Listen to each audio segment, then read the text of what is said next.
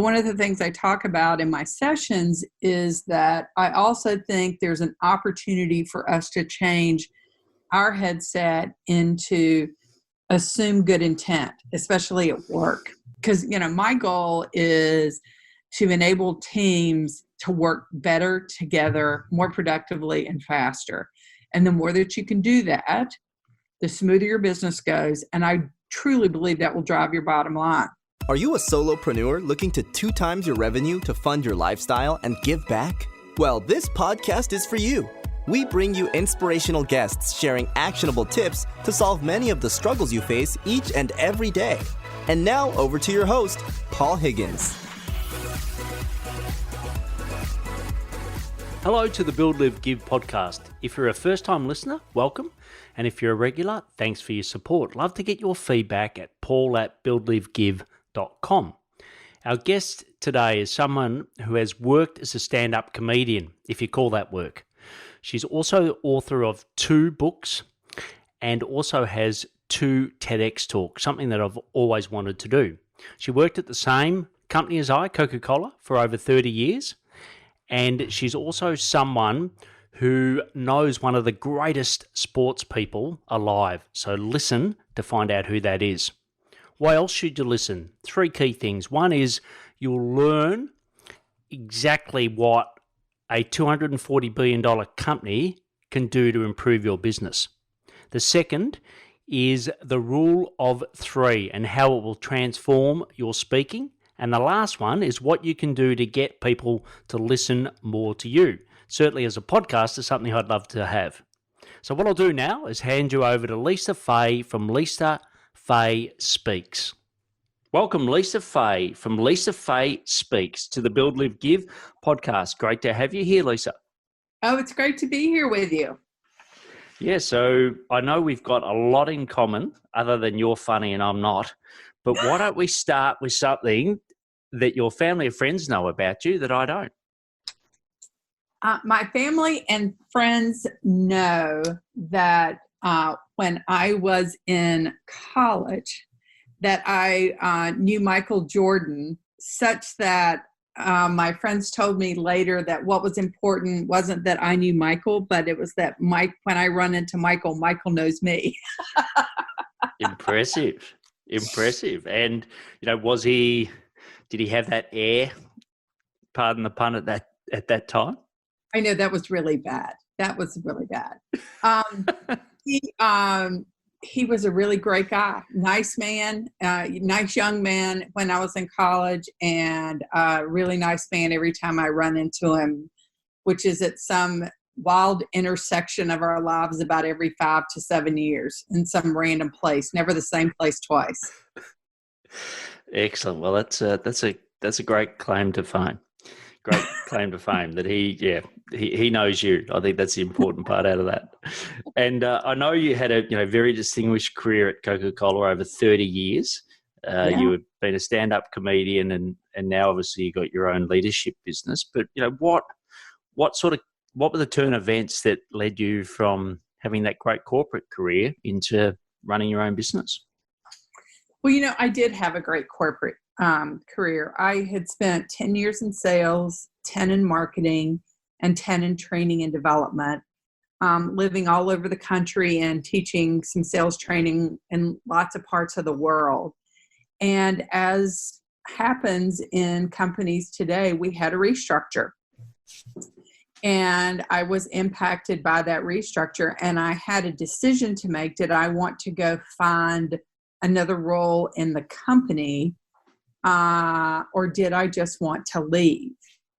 And 2 things. One, I had started my speaking business a few years earlier, doing it kind of on the side, but, not really aggressively pushing it. I didn't have a website or anything like that.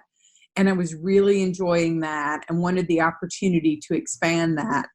And the second thing is when I looked at different roles that were currently available in the coach system, I didn't find one that really excited me. And I think we spend too much of our lives every day at work not to love what we do. And if I couldn't find something that I was going to be able to give 110% to, then I didn't feel like giving something half of my time. I needed to be all in. And I met with, several key leaders that I had spent time with, and I just couldn't find that right fit. So I decided it must be the world nudging me on to really doubling down on my speaking business. Excellent. And, people often ask me, what were the key learnings working for one of the, most successful long-term companies? I don't know exactly, but I think it's one of the longest companies that's sat on the NASDAQ or wherever it's listed. What were your key learnings? What do you say to people when they say, what did you learn at Coca-Cola? Well, I think there's a couple of things. One, I didn't know, I could not articulate what I knew as much as I knew until I went to business school and got my MBA at Emory University. And I found out what textbook marketing we did, right? Everything that was new for everybody else in the class. I was like, well, we do that. Well, we do that. Well, we do that. Secondly, I didn't realize how much we take for granted what we knew. When you work with a big system that's good and that goes to market to its consumers through its customers and through a distributor model, everything that you learn about the entire supply chain, what it takes to get something made, distributed in a retailer's hands, and then ultimately in a consumer's hands and to create consumer demand. I also learned a great deal about teamwork because as big as the company is, nothing is done in a silo. So you really have to learn to work well together with other people whose directives are very, very different than yours, but whose ultimate goal is the same as yours. Yeah, look, they're three great learnings. And I must admit, I was a little similar when I went and consulted to other companies. It seemed like we were just, years ahead. It was like, okay, you haven't quite got there yet. It was a very forward-thinking, innovative company. And, I used to laugh about that teamwork. It was a bit like we were in a marriage, because I worked for the distributor side of the business, so the bottlers, as we called it, for most of the time. And then there was the Coke company. It was sort of like a marriage that was always on the rocks, but we knew we couldn't get divorced. Well, divorce became we buy you, and then we sell you off again. But it's when we did, we created the bottlers. When I joined the company, we then ultimately sold the bottlers back off, and then we bought them back again. But it's very different when you have to do something the same way every day, as effectively and as efficiently as you can, being a bottler. It's a very different set of metrics and levers of success than it is from a parent company who's about creating consumer demand for the brand, and who typically, we're not going to do the same thing every day the same way. It's very different mindsets. Yeah, and I suppose, I don't know what he is now, number 3 or whatever in the world, but it's made most of Warren Buffett's wealth is made out of that one company. So it's definitely done well, and I loved it, and it sounds like you loved it as well. But when you took the step, what was it easier or harder than you expected? Both. One is, it was easy because I had a business background and I had a great deal of credibility that was given to me because of my experience at the Coca-Cola company. It was tough in that all of a sudden you're a team of one, going to work for with a huge company where great talented people sat around you all the time. And to just get another idea or to pressure test an idea, you just walked outside your office and talked to somebody down the hall. My neighbors are nice, but they're not the people I'm bouncing ideas off of. So becoming a solopreneur was very difficult, and then having to do the things I hate to do. The third thing that I think was really just interesting too is I became a member of the National Speakers Association. And as you are well aware, in the Coke business, it's us versus them, and we don't fraternize with the enemy. Yes. And all of a sudden I joined this organization of what in many cases would be perceived as competitors, other speakers, who were more than willing to meet with you and give you their ideas and share their tools for success.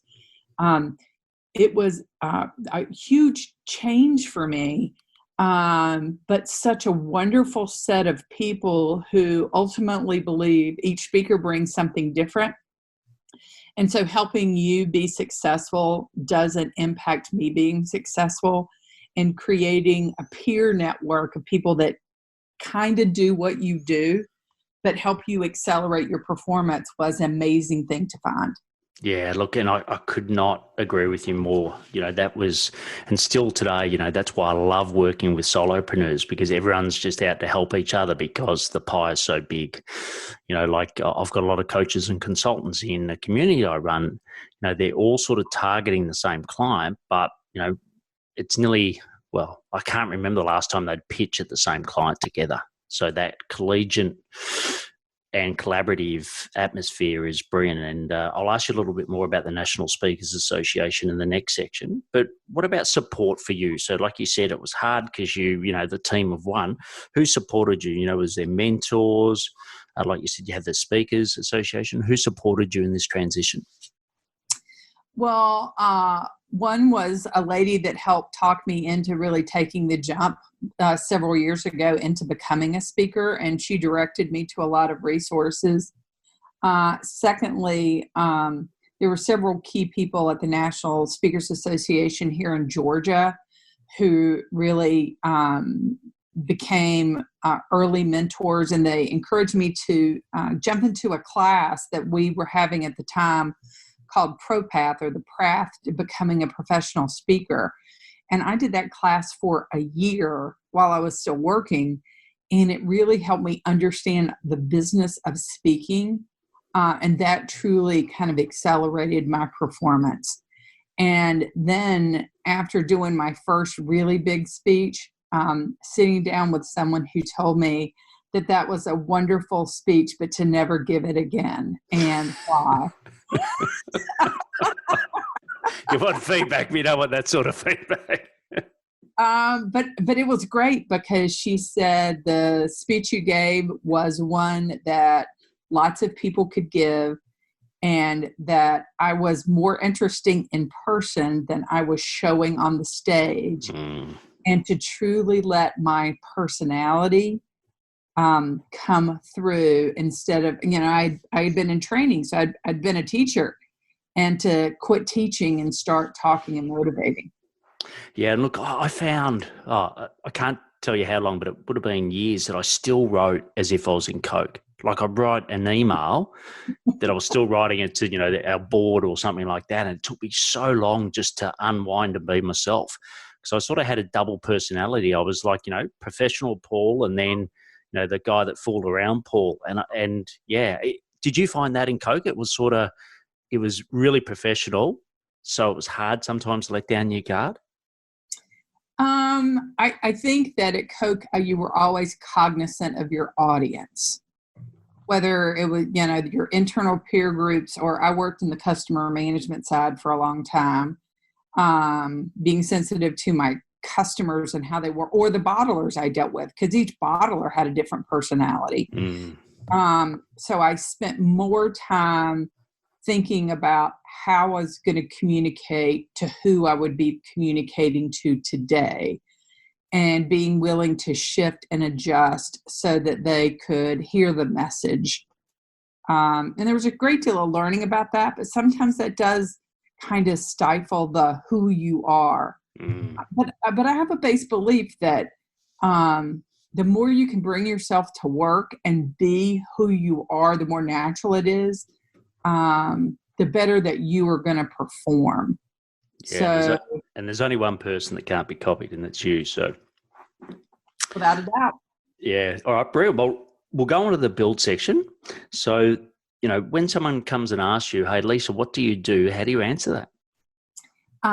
I say that I work with leaders that have identified that communications is key to accelerating their business performance. And I do that either through keynote speeches or workshops. And I use tools of improv comedy to help create a much different experience that engages associates in such a way that they laugh and they learn. Excellent. And what do you know about how to bring that? Because I know you're a stand-up comedian in your past. How do you bring that? So give us an example of how you'd bring that to the fore. So most speakers, first of all, use a PowerPoint. I hate PowerPoint. I try not to use it. And so when I go with a client, I ask them, what do they want the audience to think, feel, and do as a result of the session I'm doing? And if I'm doing a session as a part of an overall meeting, as a part of their overall meeting. And then I look at where I am in their meeting agenda to figure out what my part I play in that is. And I will create both a message and a set of experiences that are really interactive, that help the people take the idea that's being talked about, experience it with people in the room, so they can create their own relevance and takeaway. So I've got a TED Talk, a TEDx talk out there called The Power of Yes And. I almost always include that as an interactive partner exercise. The most I think I've done at a time is a group of 250 or more. And when you let a group that large loose for a few minutes, but I find that they get so engaged in the experience, and then the takeaways, when you're able to do some debriefs on these, are so unique to the person that sometimes they're the ones that you intended, but they're almost always the ones that they needed. And I'm sure there's some people listening now thinking, look, I'd love to be funnier, especially in my speaking, but I'm it's just not natural to me. What do you say to people when they come up with that objection? Well, there's kind of two kinds of funny. So I studied improv comedy because I wanted to, and improv taught me that reality is funny and being able to be in the moment is funny. When you try to be funny, you're usually not. I studied stand-up and did stand-up because I wanted to understand the science of funny. That there is some strategic things that you can do. So I think everybody can develop their own sense of humor and their own unique style. But I think mostly being able to engage with people directly and be in the moment, the humor will come through. Great. And you talk about, the science of funny. Have you got any little frameworks or something that you could give us today that helps with that structure? Sure. There is something called the rule of three, where the first two things are similar and the third is unexpected. Like how I spent my day today. I got up, I went to work, and I swam with sharks. Right? So the third thing is not what people expected, and then that's what people will latch onto. Got it. I went to the gym, I went to the grocery store, and then I dug a ditch. What do you mean you dug a ditch? What does that have to do with anything else? The other one is that harder consonants are funnier than soft consonants by the way they hit the ear. So if you have the opportunity to tell a story that Sally strolled along Smith Street,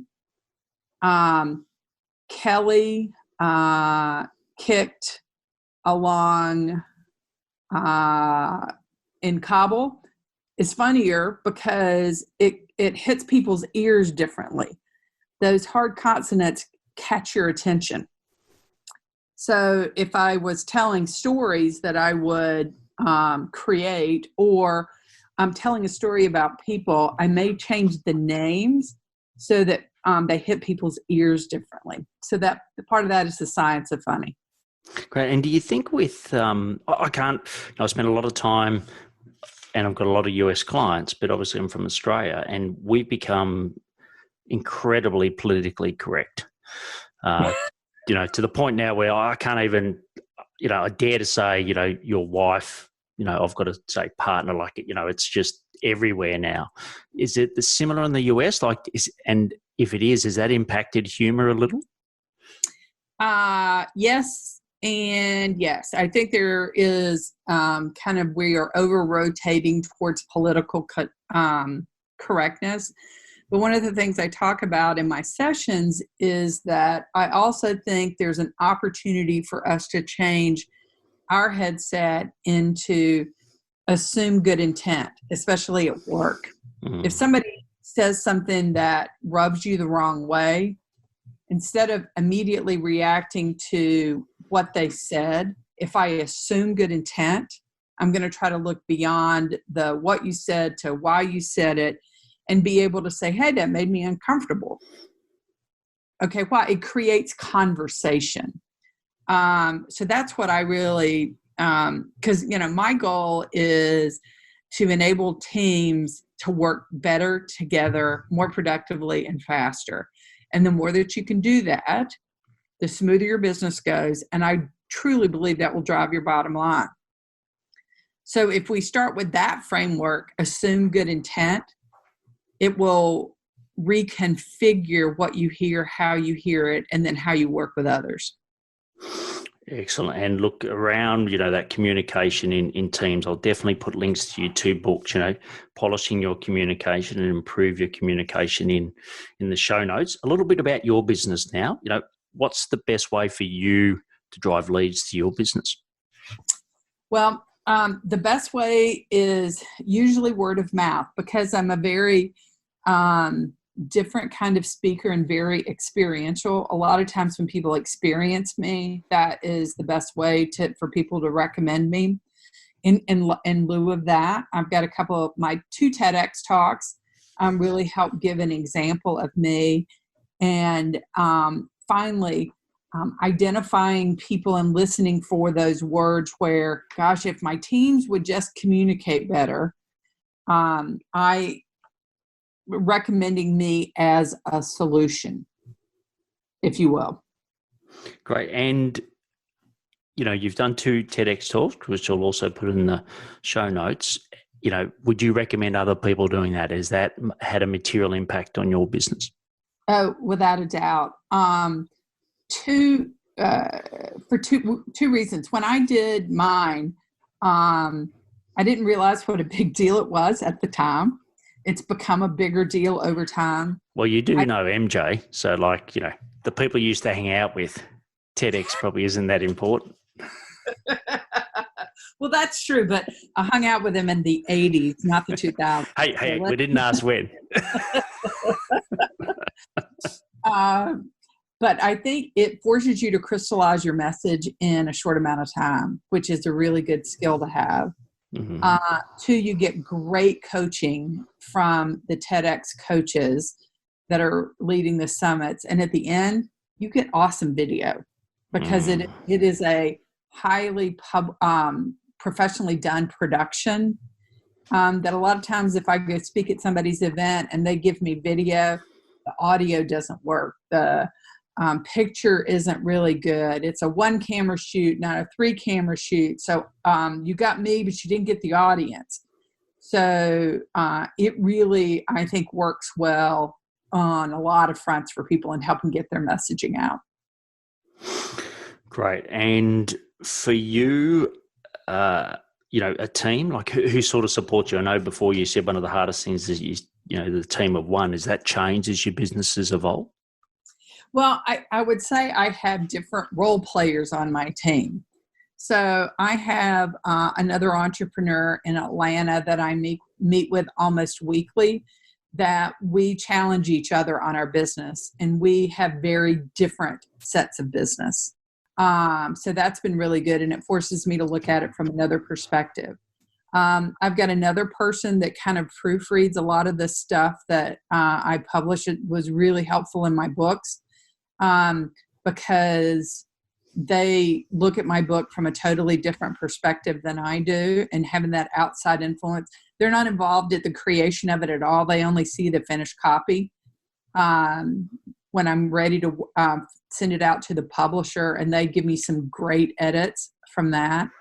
I've also worked in a mastermind group, and my mastermind was made out of people significantly younger than me who were probably all doing $1 million businesses, and their perspectives on what they learned has been very helpful. And attending, I know I've said it before, but attending my National Speakers Association meetings, huge value in accelerating my business, and just finding the right role player for what you need. Don't be afraid to ask. Brilliant. Well, speaking of books, before we go into the next section, I'd like to talk about my book called Build, Live, Give. I go through the lessons I learned from Coca-Cola, which I know you're very familiar with, Lisa, and, how to run your business. My business, I grew up from scratch to six figures whilst having a transplant. I normally say live transplant, but that doesn't really make sense to me. But I had a transplant from my best mate. I give you the exact 5 steps which I help to transform 152 solopreneurs' business, and I'd love for you to do the same. So all you got to do is just go to buildlivegive.com, and there's a free chapter on the right-hand side, and also there'll be a link in the show notes. So the next section is the daily action section. So tell us a little bit about some of your daily habits. What helps you be successful? One is really focusing on my to-do list for the day and sorting through and looking through, instead of everything I have to get done, what are the 1, 2, or 3 actions that if I do those will push my business forward. It's easier to work through your quick to-dos than tackle the ones that really matter. So that's one I'm constantly working on.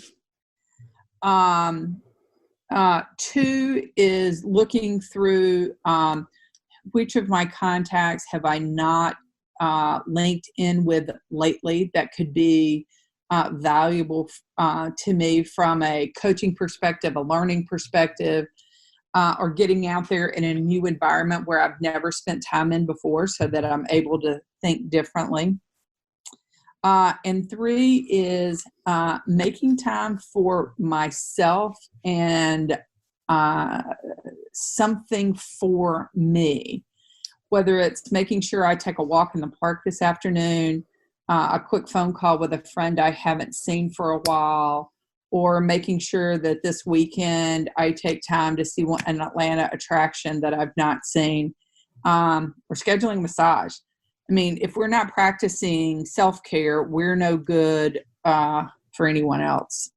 Yeah, I think I love the quote, we're the CEO, the CEO of you. So you and self-care is so important. And, on average, sort of how many hours a week would you work? Oh, gosh. Now that I don't work from now that I don't go to an office, I don't have the same sense of it.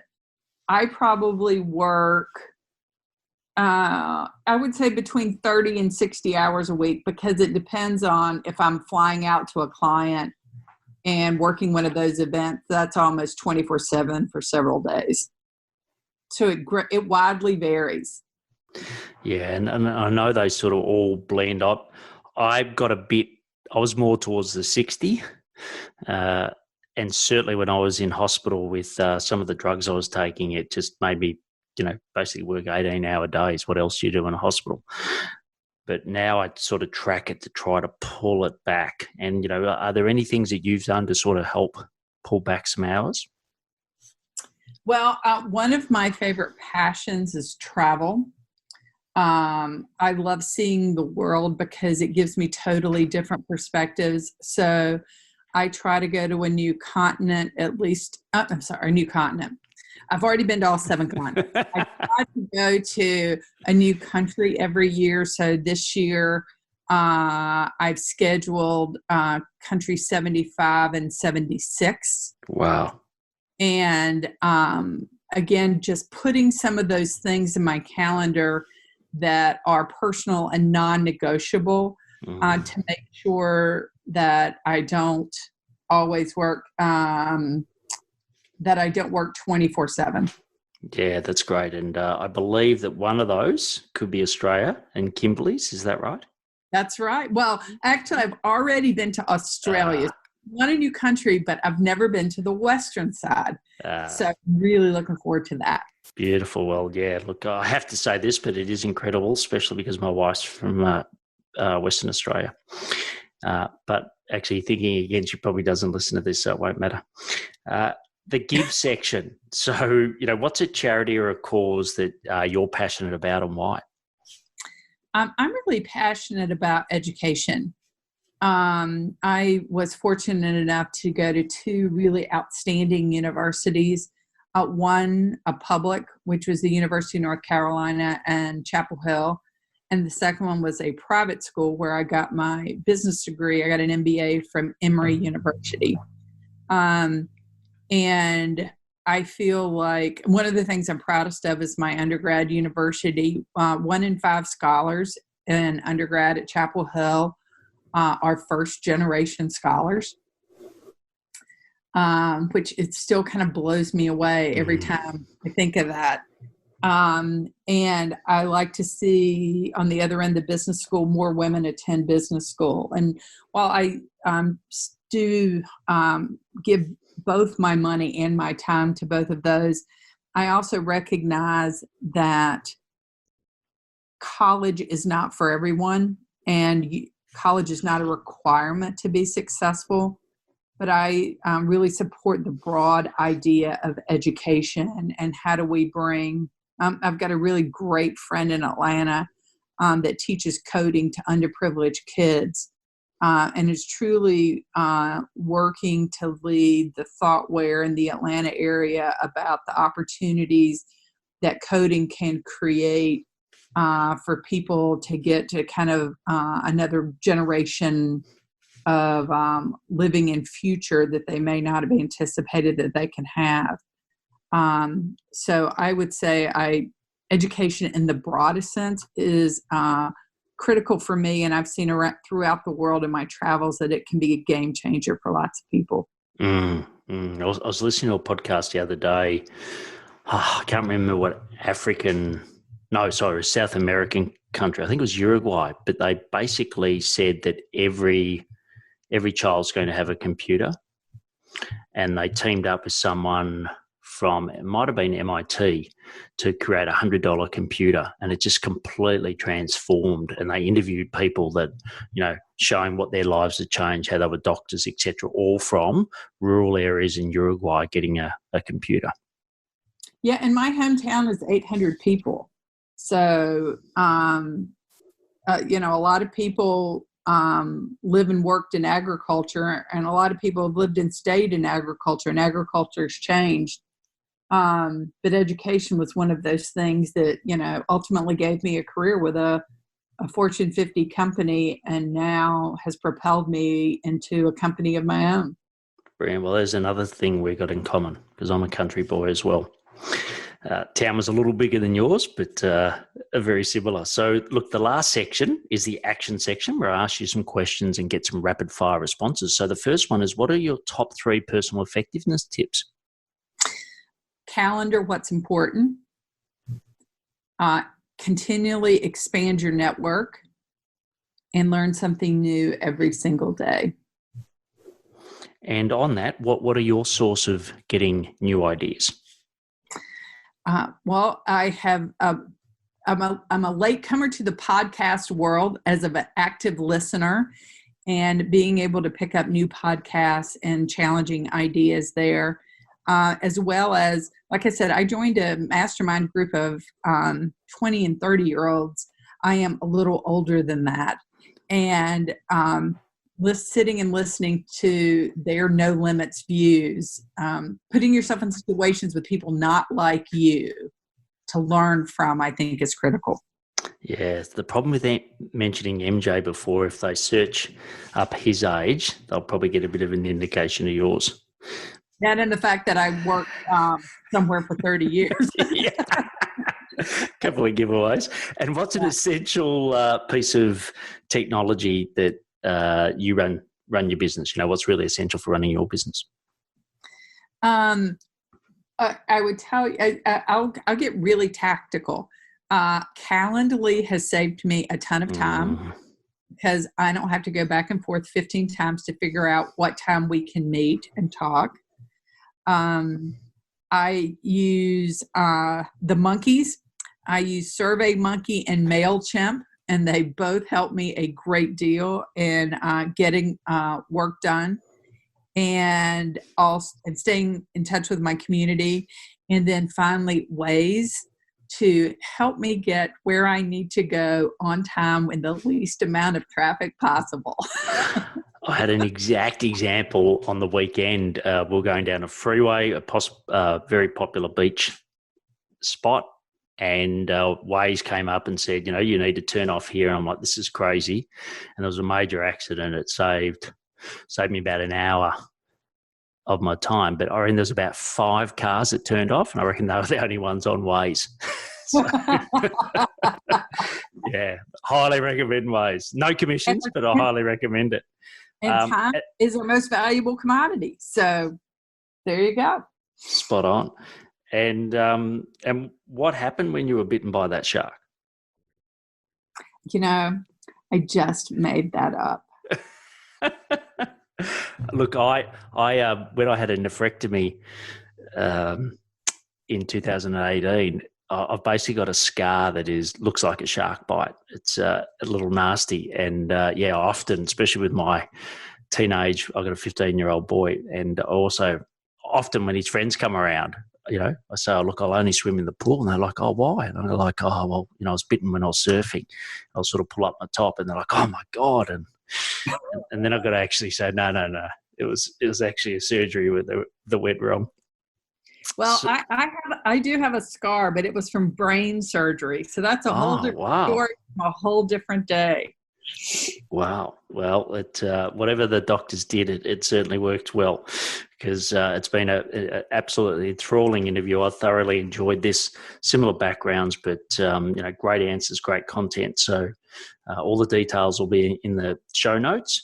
And the last question, it's a biggie, but I know you're ready for it, is, what impact do you want to leave on the world? I want to enable people to have amazing experiences that last a lifetime.